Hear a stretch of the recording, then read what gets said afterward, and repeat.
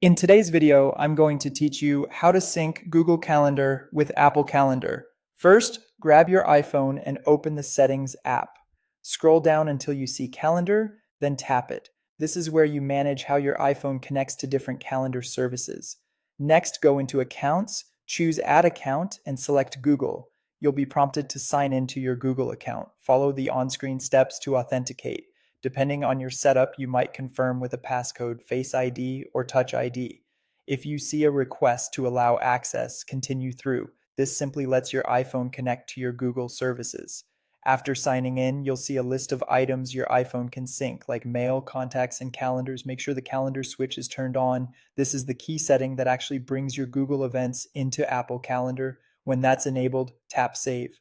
You should now see your Google account listed under Accounts and Calendar Settings, confirming it's connected. Now open the Apple Calendar app. At the bottom, tap Calendars. Your iPhone will begin loading your Google calendars. Give it a moment. Larger calendars or older accounts can take a bit to download the first time. You'll notice your Google account name or address grouping calendars like holidays and birthdays, along with any other calendars you've created in Google. You can check or uncheck them to choose which ones appear on your Apple Calendar. For more control, tap the small eye next to any of those calendars. Here you can pick a color to make events easier to spot at a glance, adjust default event alerts so you don't miss important meetings, and even rename the calendar locally if you prefer something clearer.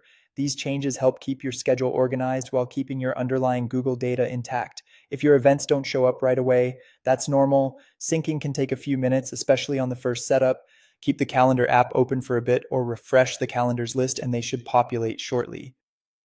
To double check everything, you can also open the Google Calendar app on your iPhone. The same events you see in Apple Calendar should appear there as well, which means your devices are in sync and you can confidently use either app to view your schedule.